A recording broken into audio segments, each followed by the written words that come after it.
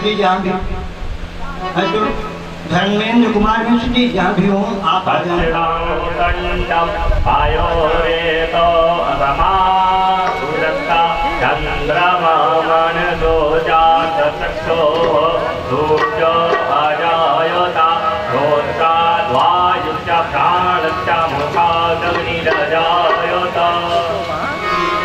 श्री भागवत भगवान की है आरती, पापियों को पाप से है तारती।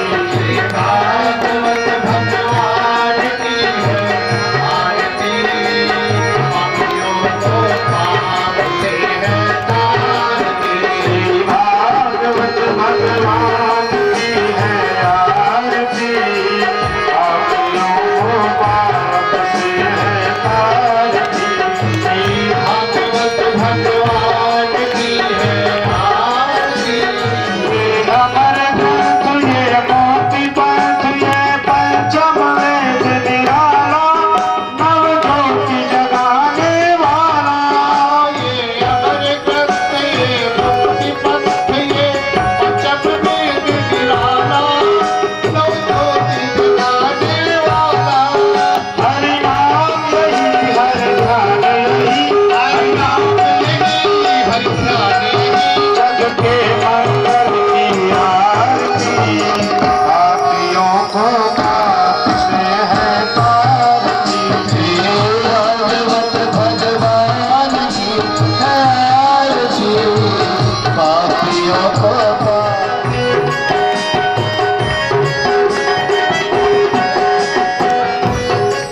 ये शांति गीत पावन पुनीत पापों को मिटाने वाला, हरि दर्श कराने वाला।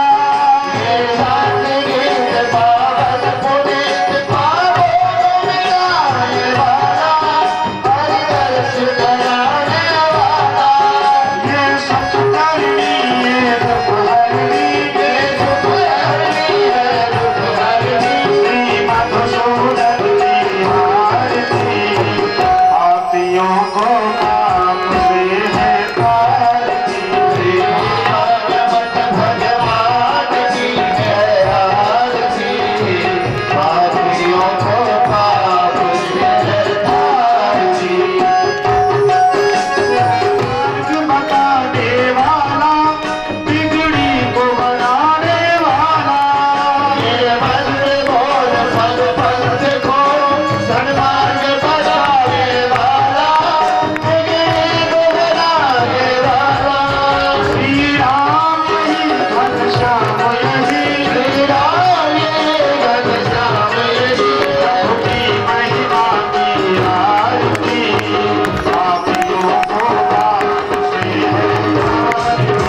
श्री भागवत भगवान की है आरती, पापियों को पाप से है तारती। श्री भागवत भगवान की है आरती, पापियों को पाप से है तारती। श्री भागवत भगवान की है आरती, पापियों को पाप से है तारती।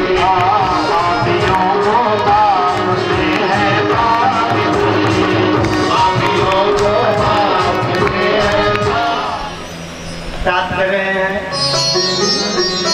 बोलो वृंदावन बिहारी लाल की जय हो। अब आगे आ जाए श्री कृष्णचंद पांडे सूर्यामा। श्री कृष्णचंद पांडे सूर्यामा।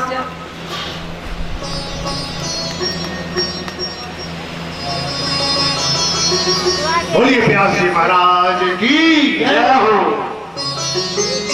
अगला है श्री सभाजीत मिश्र सुजान गली मिश्राइन पट्टी। श्री सभाजीत मिश्र प्यास जी महाराज की जय। बोलिए सुजान नरेश की जय हो। अम्बुज मिश्र श्री श्याम। जोरदार ताली।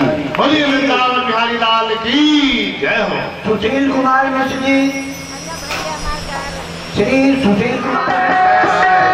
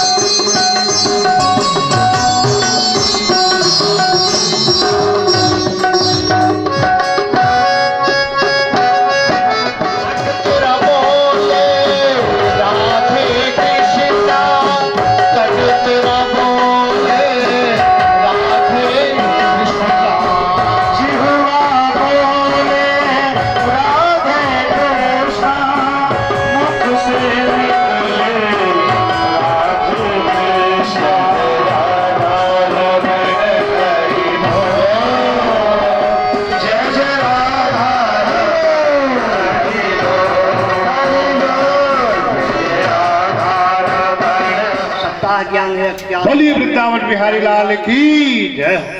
अगला नाम है श्री अंबुज मिश्र, सुजान पद पर कार्यरत हैं।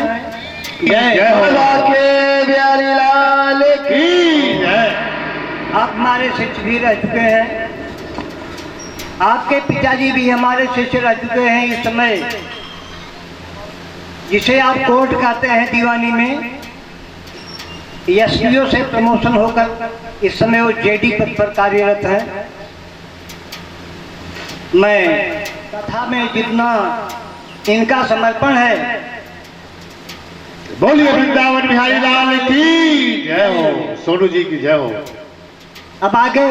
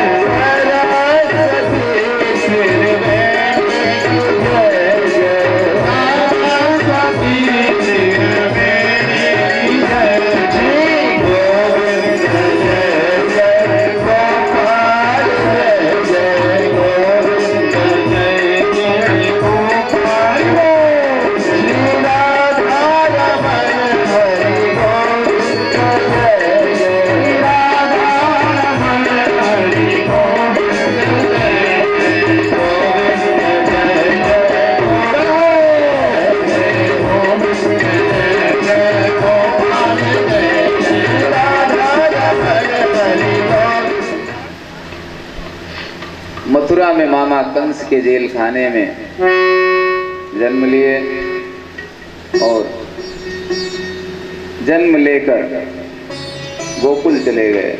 मथुरा में तो कोई उत्सव नहीं, क्योंकि वहां तो जेल खाने में बंद थे, उत्सव का प्रश्न ही नहीं था। वहां तो प्राण संकट में थे देवकी और वसुदेव के। लेकिन भगवान ने पहले ही सब विधान बता दिया था। तद अनुसार वसुदेव जी सूप में लेकर जमुना पार करके गोकुल गए। वहां नंद बाबा के यहाँ कन्या का जन्म हुआ था। कन्या को उठा लिया और भगवान बालकृष्ण लाल को लिटा दिया और लेकर के कन्या को सीधे वापस मथुरा आए बंदी गृह में। और जैसे ही बंदी गृह में पहुंचे वैसे कन्या गला फाड़ के रो पड़ी। पहरेदार सब जग गए। कंस को सूचना हुई। कंस दौड़ा दौड़ा आया, कन्या का पैर पकड़कर पटकना चाहा, सोई कन्या उड़ती हुई आकाश में चली गई और आकाशवाणी कर दिया कि तू मुझे क्या मारेगा, तुझे मारने वाला कहीं पैदा हो गया। कन्या जाकर के विंध्याचल पर्वत पर स्थापित हो गई। विंध्यवासिनी मैया के नाम से प्रतिष्ठित हुई। और इधर नंद भवन में जब नंद बाबा ने सुना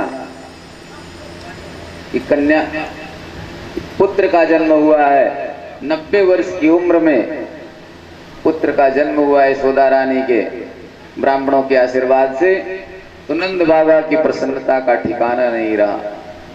दोनों हाथ से आज लुटा रहे हैं। हीरे जवाहरात सोने चांदी जो कुछ हाथ लगता है वही सब लुटाए जा रहे हैं। चारों तरफ आनंद ही आनंद। गोपियां जो सुनती हैं सब बधाई ले लेके दौड़ पड़ी। जिसके यहाँ जो कुछ है, ग्वाल वाले कोई दूध से भरा मटका लेके आ रहा है, कोई दही से भरा मटका लेके आ रहा है, सब बधाई में लिए दौड़े चले आ रहे हैं। और चारों तरफ ब्रजबीतियों में आज दूध दही की बरसात हो रही है। सोने चांदी के आभूषण चारों तरफ बिखरे पड़े हैं।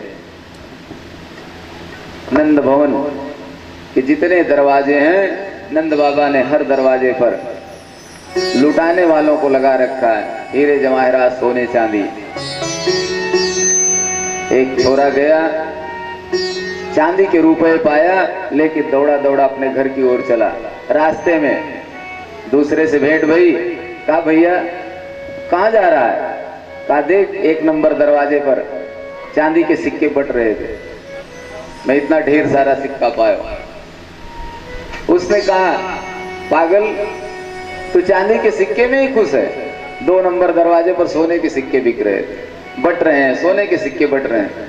तो चांदी के सिक्के उसने वहीं बिखेर दिया और दौड़ते हुए गया 2 नंबर दरवाजे पर, सोने के सिक्के लेके चल दिया।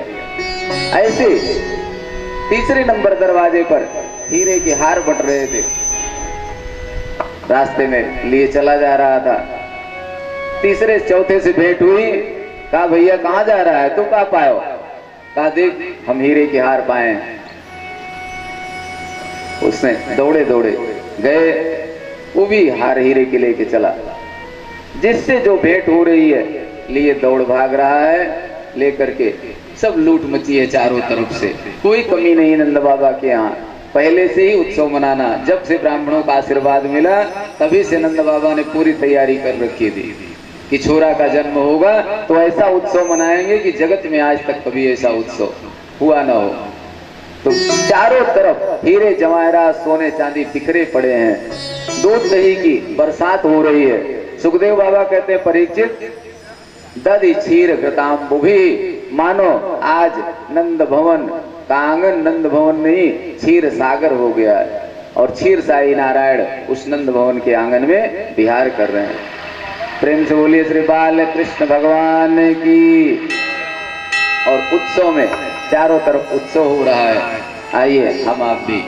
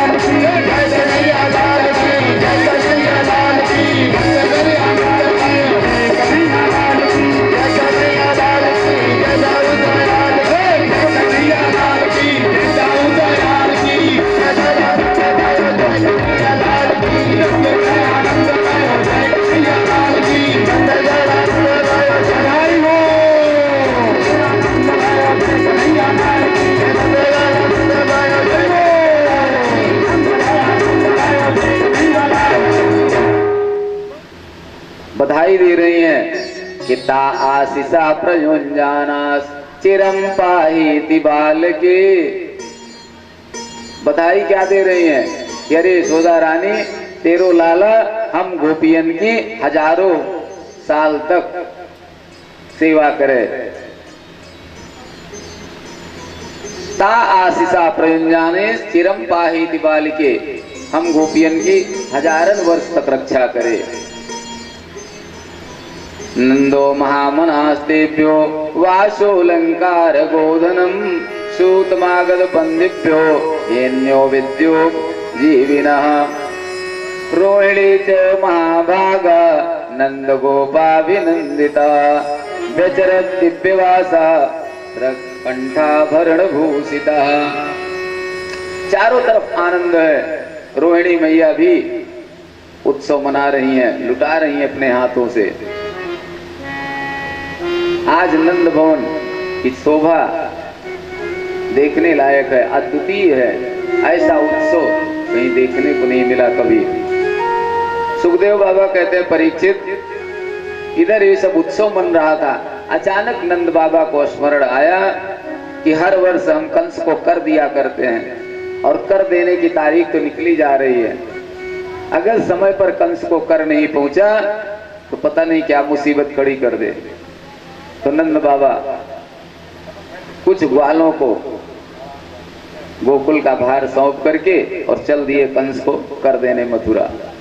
मथुरा में गए तो सीधे गए भोजराज कंस के पास, कंस को कर दिया। लेकिन जाते समय वसुदेव जी ने देख लिया नंद बाबा को। वसुदेव जी की धड़कन तेज हो गई कि हमने तो अपने लाला को सुरक्षा की दृष्टि से गोकुल में छोड़ के आए हैं, नंद बाबा की जिम्मेदारी है, और नंद बाबा यहाँ डोल रहे हैं, तो कहीं हमारे लाला के ऊपर कोई आफत ना आ जाए, मुसीबत ना आ जाए। तो जब कर दे करके नंद बाबा लौटने लगे तो रास्ते में आके खड़े हो गए वसुदेव जी और हाथ जोड़ करके राधे राधे किया, प्रणाम किया और तुरंत पूछ पड़े कि भैया नंद बाबा सब ठीक है ना, आनंद है? बोले हाँ भैया सब आनंद है। कर देने की तारीख निकल रही थी, क्या नाते हम दौड़े दौड़े आए कि समय से कर तो दे दें। वसुदेव जी ने मुस्कुरा के कहा, अरे बाबा और कुछ खुशखबरी सुनाओ कि ना है? बोले भैया का खुशखबरी सुनाओ है? वसुदेव जी ने कहा, अरे बाबा मोको सब मालूम है, 13 या 90 साल की उम्र में छोरा भयो है, इतना उत्सव मन रहे हो गोकुल में, तू कैसो मेरा मित्र है कि मुझसे छिपाए रहे हो? नंद बाबा ने कहा, भैया बात यह है कि उत्सव तो मेरे यहाँ जरूर मन रहा है, छोरा तो जरूर भयो, लेकिन जब मोको पतो चलो कि तेरे 8 छोरा भयो और या पापी कंस ने सबन को ठिकाने लगाए दियो, तो भैया हम अपने एक छोरा की खुशी कैसे आपसे बयान करें, या नाते हम बतायो ना है। मित्रता यही है। गोस्वामी जी ने कहा कि अगर मित्र के यहाँ सुई की नोक के बराबर कष्ट हो तो तन मन से मित्र के दुख को दूर करने की कोशिश करना चाहिए, और अपना पहाड़ जैसे दुख हो तो मित्र से नहीं बताना चाहिए। ये मित्रता है।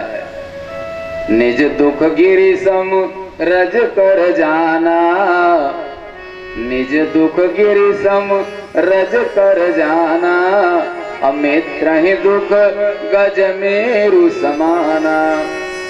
जे न मित्र दुख हो ही दुखारी, तिनहि बिलोकत पातक भारी, तिनहि बिलोकत पातक भारी।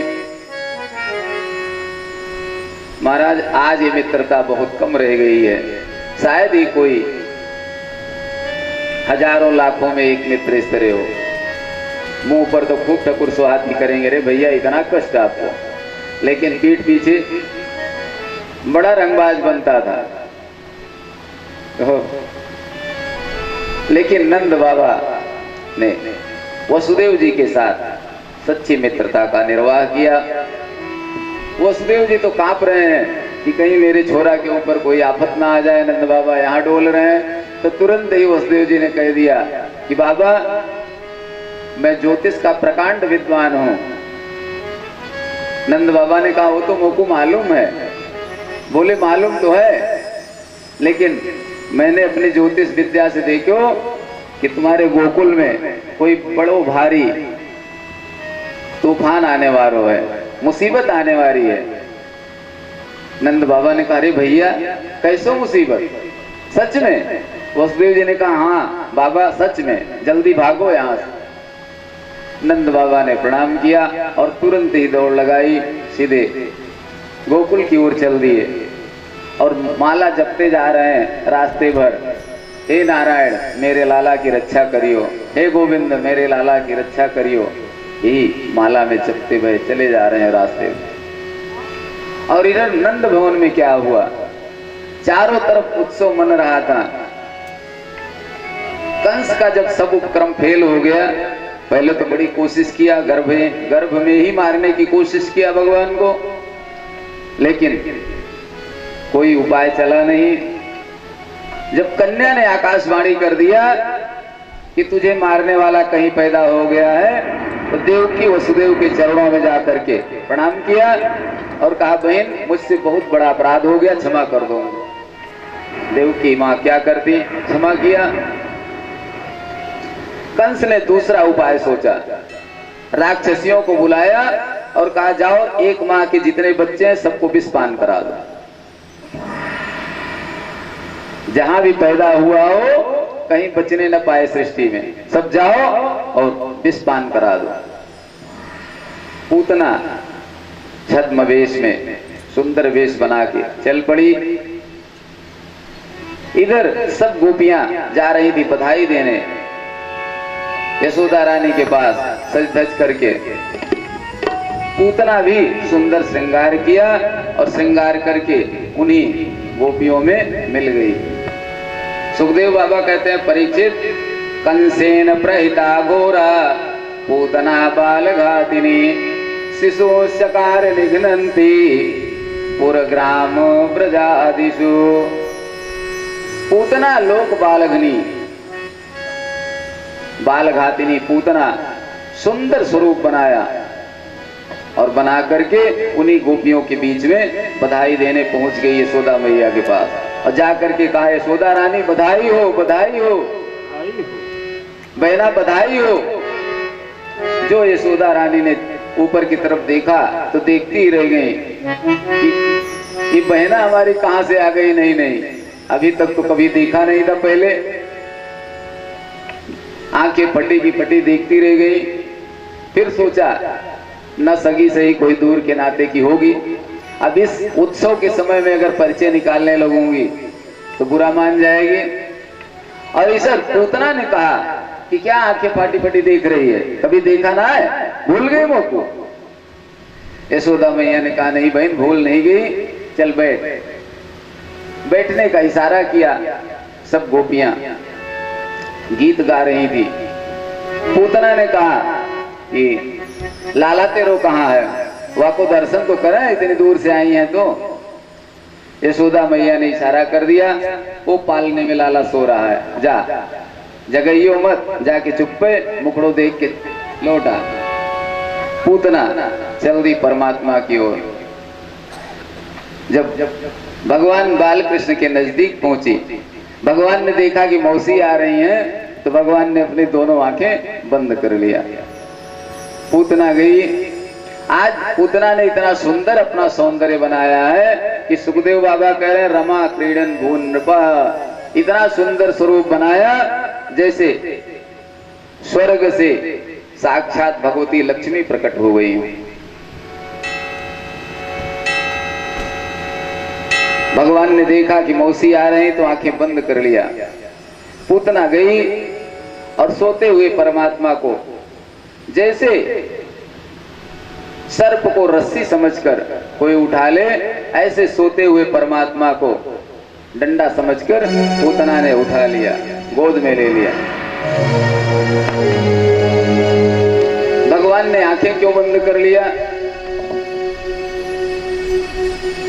मानो भगवान ने सोचा कि हम तो यहाँ आए हैं माखन मिश्री खाने के लिए, और अभी माखन मिश्री का स्वाद भी नहीं चखा कि मौसी आ गई विष पान कराने। तो विष पान करने का अभ्यास तो भोले बाबा का, तो आंख बंद करके भोलेनाथ का ध्यान करने लगी। या फिर भगवान ने आंख इसलिए बंद कर लिया कि भगवान के दोनों नेत्र सूर्यलोक और चंद्रलोक हैं। सूर्य और चंद्र ने कहा, प्रभु इस बालघातिनी पूतना को आप अन्यत्र और कहीं भेज दो, लेकिन हम अपने अपने लोक में तो नहीं जाने देंगे। इसलिए प्रभु के दोनों नेत्र बंद हो गए। अथवा भगवान ने आंखें इसलिए बंद कर लिया कि भगवान है मायापति, पूतना है मायावती, माया के द्वारा सुंदर श्रृंगार बना के आई है। छद्म वेश में है तो राक्षसी, लेकिन माया के द्वारा सुंदर श्रृंगार करके आई है वेश बना के। तो भगवान ने सोचा हम हैं मायापति, मायापति के सामने मायावती की एक भी माया टिकने वाली नहीं है। जहां हमारी दृष्टि पड़ी, पूतना से आंखें चार हुई, तहां इसका सारा सौंदर्य गायब हो जाएगा, वास्तविक स्वरूप प्रकट हो जाएगा। और जहां राक्षसी स्वरूप प्रकट हुआ, तहां यहाँ भगदड़ मच जाएगी। बोलो वृंदावन बिहारी लाल की, भक्त वत्सल भगवान की जय।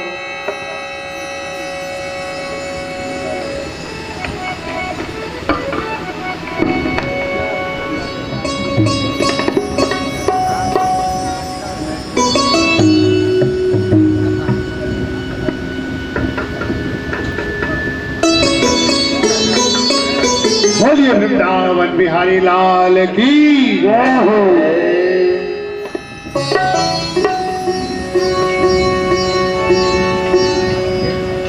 वास्तविक शरीर प्रकट हो जाएगा, और जहां राक्षसी स्वरूप प्रकट हुआ, यहाँ भगदड़ मच जाएगी। जो बधाई गीत हो रही है, सब भागने लगेंगे छोड़ छोड़ के।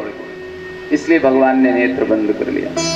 अथवा प्रभु ने नेत्र इसलिए बंद कर लिया कि भगवान ने संदेश दिया कि अगर दृष्टि का उचित पात्र न मिले तो आंख बंद कर लीजिए, लेकिन कुपात्र पर दृष्टि मत डालिए।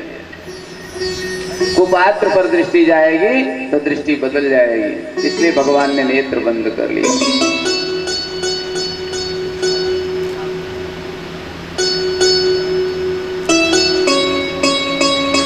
एक देवी जी रामावतार में भी आई थी, शूर्पणखा देवी।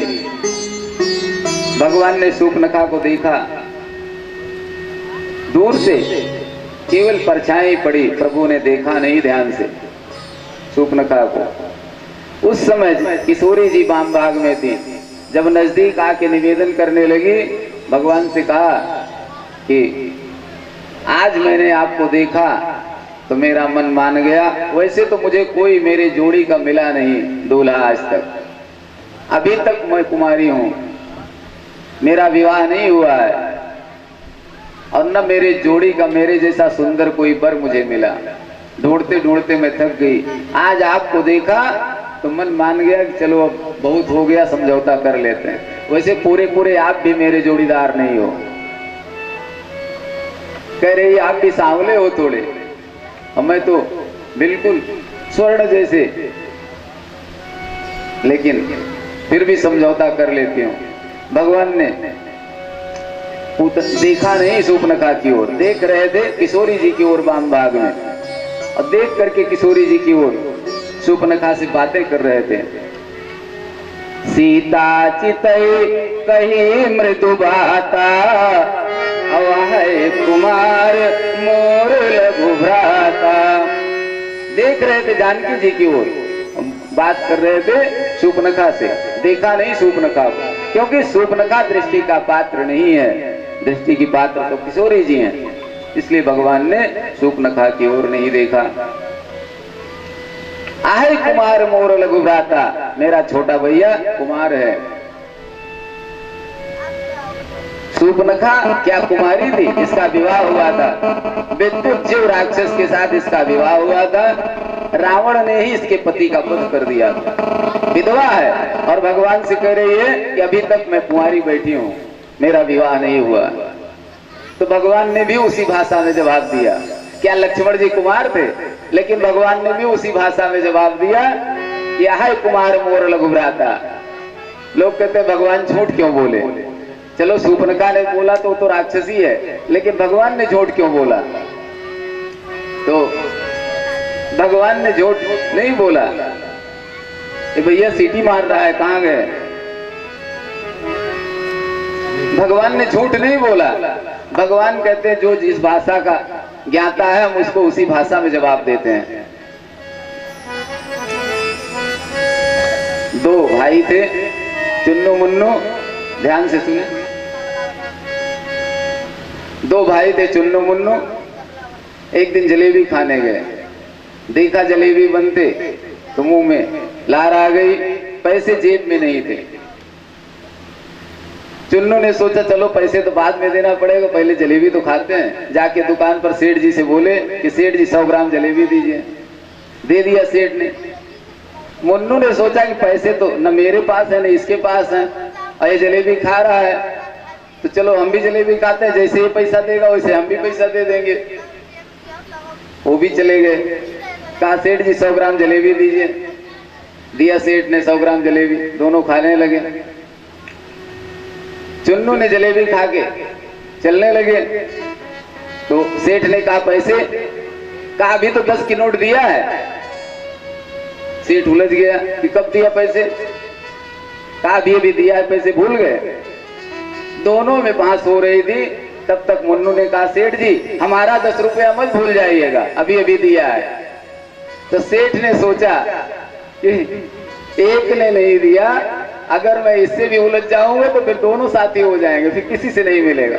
तो कहा भैया आपका तो मुझे याद है, हाँ 10 का दिया था, लेकिन इसने नहीं दिया 10 का नोट। तो मुन्नू ने कहा कि हमने दिया है। चुन्नू ने कहा कि हमने दिया है। तो एक का तो कह दिया कि हाँ हाँ आपका दिया है, दूसरे को तो कह दिया हाँ आपने 10 रुपए दिया। अब पहले वाले से उलझा है। तो पहले वाले ने कहा कि जैसे चुन्नू ने दिया था वैसे हमने भी दिया था आपको 10 की नोट, न मतलब न उसने दिया न हमने दिया। तो उसने कहा हाँ हाँ दिया तो था, मुझे मालूम। वैसे भगवान कह रहे हैं कि जैसे तुम कुमारी हो वैसे हमारा भैया भी कुमारा है। मतलब न तुम कुमारी हो न ये कुमारे हैं। लक्ष्मण जी का भी विवाह हुआ था, उर्मिला जी थी। सीता चितई कही मृदुबाता, आहाय कुमार मोर लघु भ्राता। देखा नहीं राम जी ने सूर्पनखा की ओर, क्योंकि दृष्टि का पात्र नहीं है सूर्पनखा। कुपात्र पर दृष्टि जाएगी तो दृष्टि बिगड़ जाएगी। इसलिए भगवान बालकृष्ण लाल ने नेत्र बंद कर लिया, क्योंकि यहाँ कोई किशोरी जी नहीं, यहाँ तो अकेले पालने में पड़े हुए हैं, तो किसकी तरफ देखते? इसलिए आंख बंद कर लेना ज्यादा उचित समझा। भगवान ने आंख बंद कर लिया। या फिर भगवान ने सोचा कि हम आए हैं यहाँ उत्सव मनाने के लिए, लेकिन उत्सव से पहले इतना बड़ा कार्य मुझे करना है, पूतना जैसे राक्षसी का संहार करना है, तो पहले मंगलाचरण तो कर ले, तब हम कोई अच्छा काम करने जाए बुरा काम करने जाए। चोर चोरी करने जाता है तो वो भी भगवान की पूजा करके जाता है कि हम सफल हों। तो भगवान ने इसलिए नेत्र बंद कर लिया कि इतना बड़ा काम मुझे करना है, पूतना का कल्याण करना है, तो पहले मंगलाचरण तो कर लें। इसलिए आंख बंद करके मंगलाचरण करने लगे। भगवान ने नेत्र बंद कर लिया। पूतना गई और परमात्मा को डंडा समझ करके उठा लिया, उठा करके अपने स्तनों से लगा लिया। भगवान ने पहले विष पान किया पूतना का, कालकूट विष लगा के स्तनों में गई थी। भगवान ने पहले उसका विष पिया, फिर दुग्ध पान किया। दुग्ध पान करने के बाद रक्त पान करने लगे। जब रक्त पान करने लगे तो पूतना के शरीर में दर्द होने लगा, वेदना होने लगी। तो चिल्लाने लगी पूतना, बेटा छोड़ दे छोड़ दे। भगवान ने कहा मौसी पहले हम किसी को पकड़ते नहीं और जिसको एक बार पकड़ लेते हैं उसको मुक्त करके ही छोड़ते हैं। सा मुंच मुंचालमिति प्रभासिणी निष्पीड्यमाना खिल जीव मरमड़ी। मुंच मुंच बेटा छोड़ दे छोड़ दे। भगवान कहाँ छोड़ने वाले हैं? भगवान ने रक्तपान किया, उसके बाद जब हड्डियों को चूसने लगे भयंकर वेदना होने लगी, पूतना चीत्कार करने लगी। जैसे ही सारा रक्त चूस लिया पूतना धड़ामधी से धरती पर गिर पड़ी और गिरी तो 6 कोस तक के सारे वृक्ष टूट गए। इतना विशाल देह था पूतना का कि सुखदेव बाबा कहते हैं परीक्षित पतमानो भी त्रिगभ्योत्यंतरद्रुमान चूर्णयामास राजेंद्र महादासी तदद्भुतम। अद्भुत घटना घटित हुई। क्या अद्भुत घटना घटित हुई? त्रिगभ्योत्यंतर ध्रुमान। एक गभ्योत माने 2 कोस, त्रिगभ्योत्यंतर ध्रुमान, ध्रुमान माने वृक्ष। 6 कोस तक के सारे पेड़ टूट के चकनाचूर हो गए।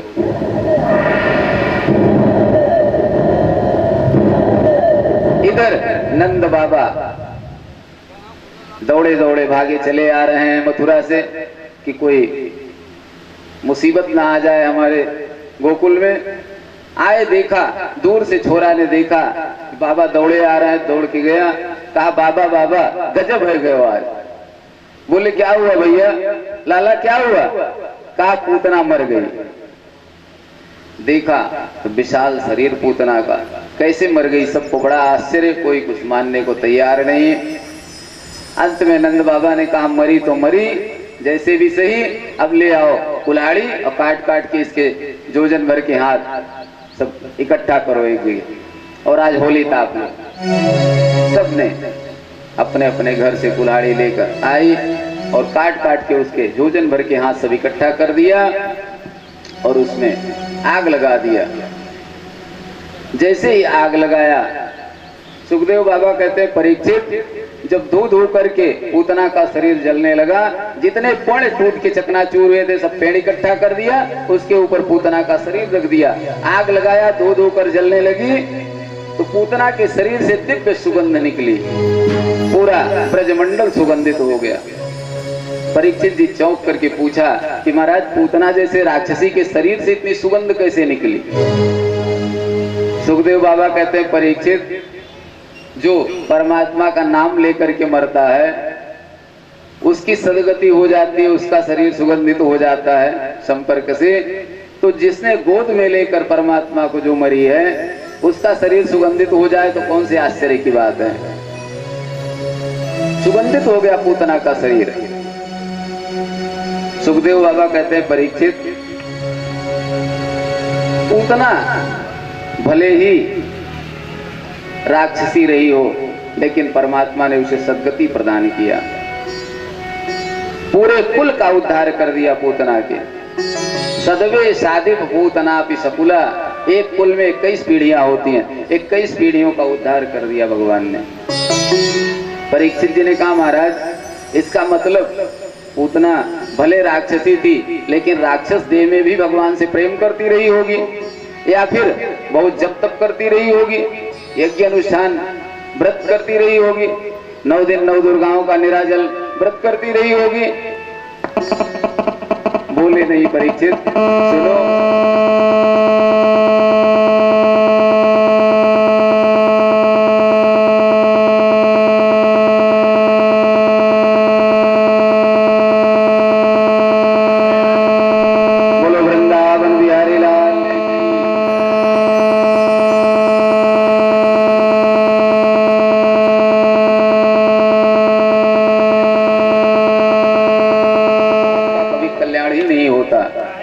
सुबह से शाम तक न जाने कितने अपराध होते हैं,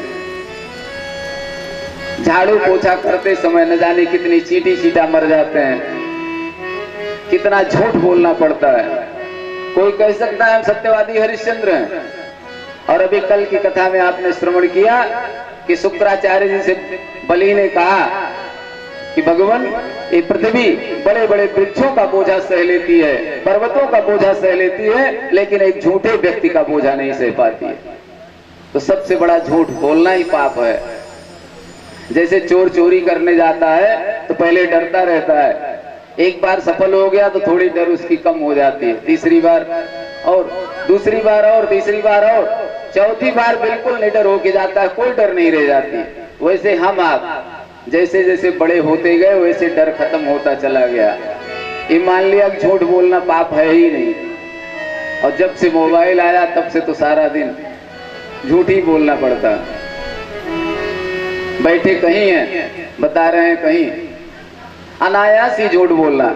लेकिन भगवान फिर भी इतनी कृपा किए हैं कि सब प्रकार का सुख दिया, बैठ के सत्संग सुन रहे हैं, आनंद कर रहे हैं। तो भगवान अगर दोष देखते तो क्या सचमुच में दिन होता, हम लोगों के सामने स्थिति होती? भगवान तो गुण देखते हैं।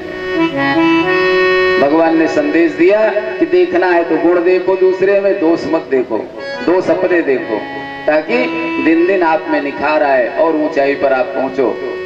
भगवान ने एक गुण देख लिया। भगवान को कृपा करनी होती है तो कोई न कोई गुण ढूंढ लेते हैं। न जाने कौन से गुण पर दया निधि रीझ जाते हैं। न जाने कौन से